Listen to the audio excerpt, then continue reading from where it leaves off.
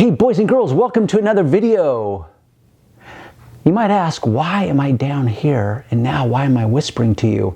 Well, what I want to talk to you today about is this big secret called the Mother's Speed Clay 2.0.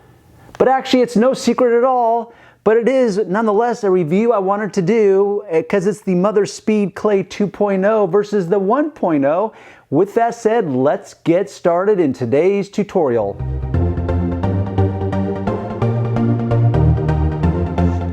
Three things I like about the Speed Clay 2.0.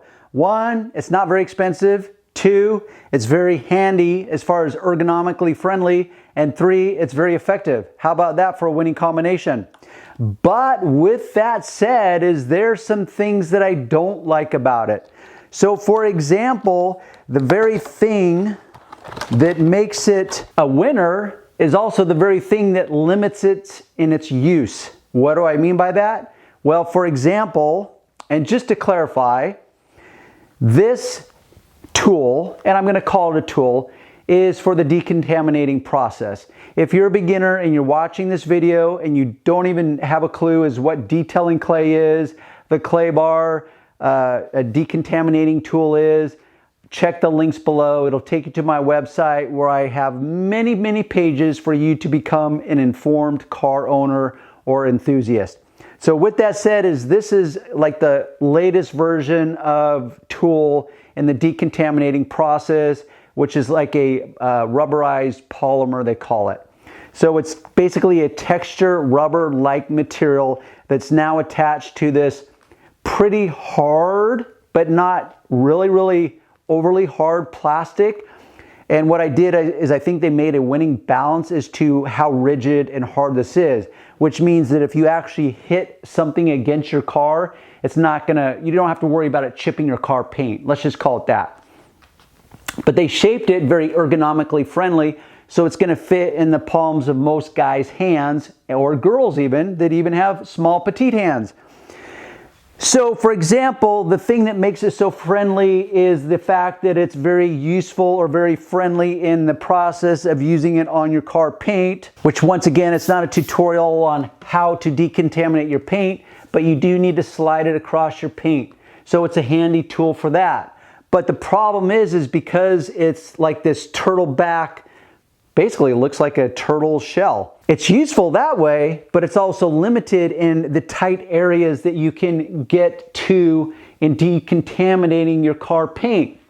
For example, this is a more traditional type of method of decontaminating your paint. This is what's called a clay bar or detailing clay.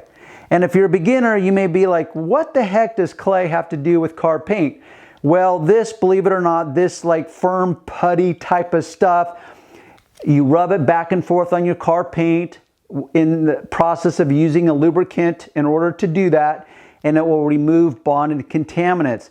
But what's cool about this stuff, or this form of a decontaminating tool, is that you can custom form it. So that literally, if you have a character line like right down here on my car, I can form it precisely to fit that character line. And what I do is I press it against the body panel and I mold it to that very shape, and then I can perfectly do that little nuance of the car. Or let's say my side mirror here, I need to get up underneath it. This thing's gonna bang against, you hear that? It's not actually that loud because this is somewhat rubberized material. But I can't access very tightly up underneath this side mirror. But with this I can. So once again, everything's got its trade-offs.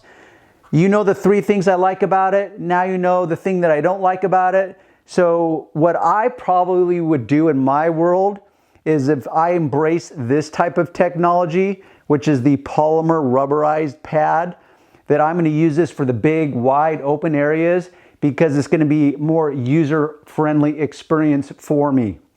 But I'm going to bust out a traditional clay bar for those tight little nuances of my car where I need a real tight little shape in order to fully finesse that area of my car. With that said, I'd like to know your guys' feedback. have you even seen this? And really, it's been out for a pretty long time. It's actually been sitting on my shelf for like a year, but because I've been so wadded up with all these other things, I haven't had time to do a review on it. So have you even seen it? Have you used it? And I would like to know your feedback. For example, you'll notice that on packaging, as a rule, any manufacturer is going to list all the endless benefits of why you should use this particular tool or product. Rarely, and by rarely I mean never, as in never ever, are they going to tell you, oh, by the way, you may not want to use this if you have tight areas on your car, which every car in the world will, because you will not be able to get it into those tight areas. Nowhere on this package does it inform you about that little nuance of the moment. So you may have purchased one of these and you used it and you thought, wow, this is really cool. I like this better. What am I doing? I like this better than a traditional clay bar. But then you get to one of those little tight areas on your car and you're like, damn, I can't get it with this stupid 2.0 mothers. Like, darn you. And now I got to reach for my traditional clay bar. So I want to know if you had one of those oopsie moments. Leave those comments below. By all means, check the links below the video. It's always going to take you to my website where I've taken many, many hours to deliberate endlessly about all the nuances of any subject matter pertaining to the video. With that said, I will see you on the next video. How about that?